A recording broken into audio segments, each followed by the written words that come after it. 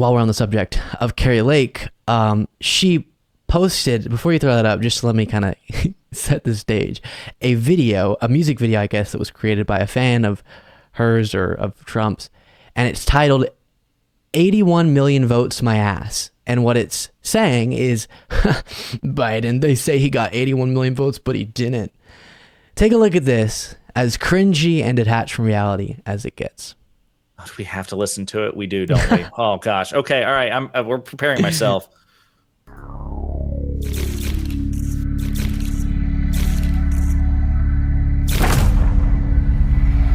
If you would have told me 2 years ago, 3 years ago, that I would be in the middle of a political movement, I would have said, put down Hunter's crack pipe.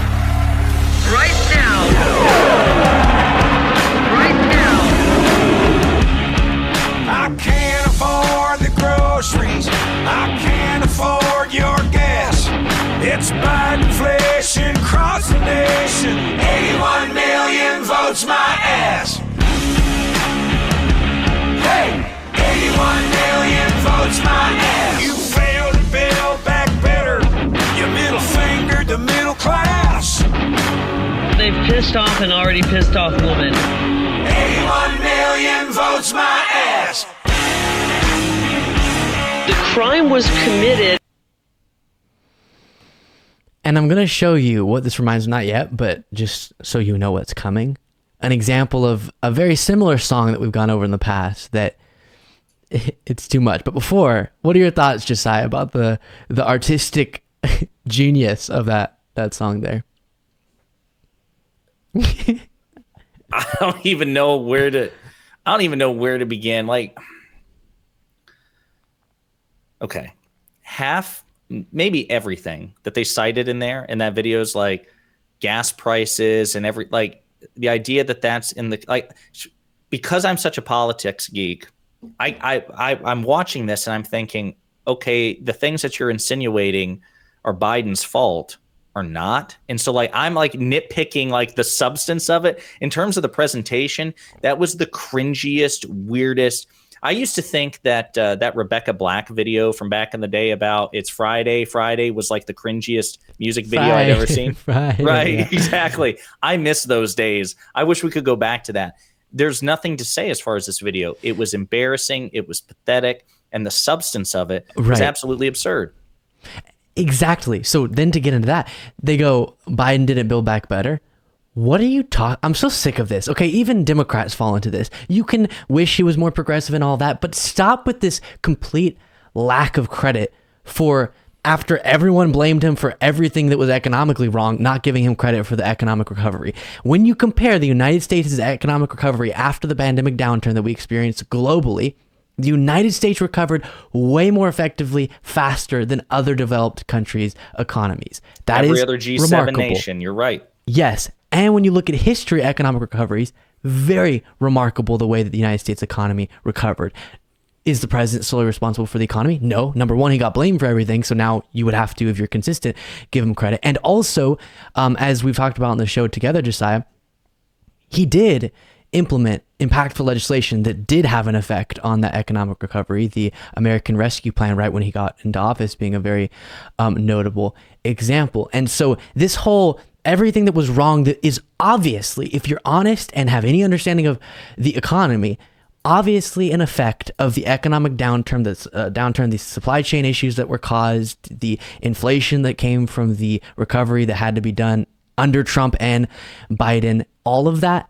You just can't honestly say somehow Biden getting into office magically caused those problems that were going to happen, that were happening globally, to happen. But then the recovery that you can actually point to some of the credit going to Biden, they won't give him any for it. The inconsistency is infuriating, and it's just profound hypocrisy. And as we've discussed, Republicans just do not care about hypocrisy. They actually, I think there's a sizable chunk of the Republican Party that delights in their own hypocrisy. They like the fact that they're constantly forcing the left to chase them down like a warren of rabbit holes, and constantly coming up the other side going, listen, we're just leading you by the nose. We're not going to be held to any consistent standards. It would be weakness. We just want to win.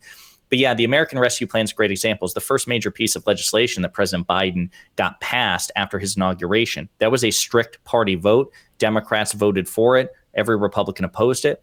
And if you look at the analyses done in terms of the American Rescue Plan, 4 million jobs just right out the gate. Number one, 13 million jobs. 13 million jobs have been created under President Biden's administration in 2.5 years. That's an extraordinary figure. Donald Trump would do very much. He would do quite a bit for those numbers. He would do absolutely anything, and he never got a taste of numbers like that.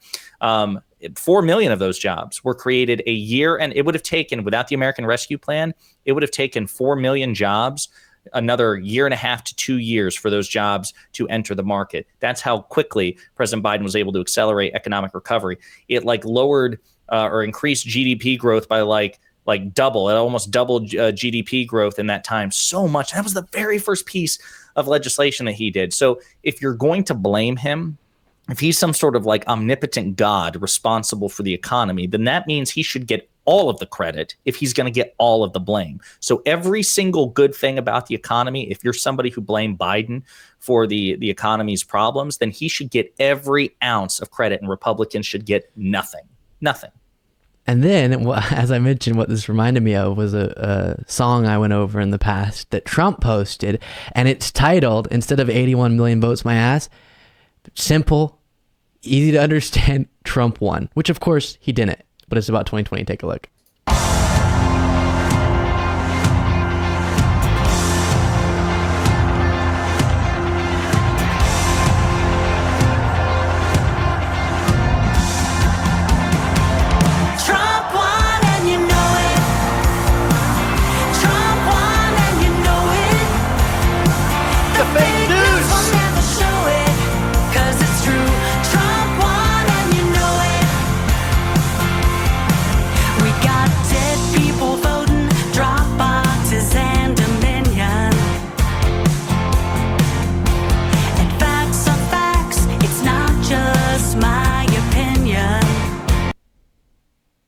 No, but see, it is, though.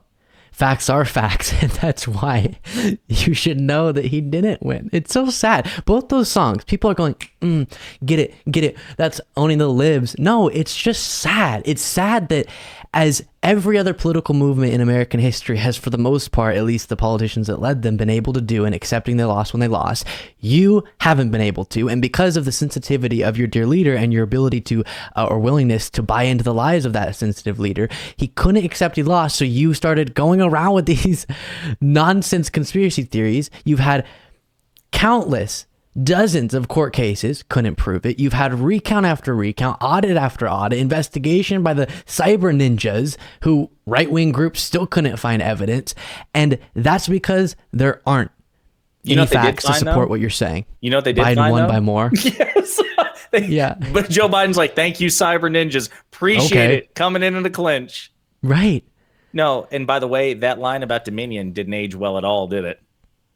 They better watch out. I know.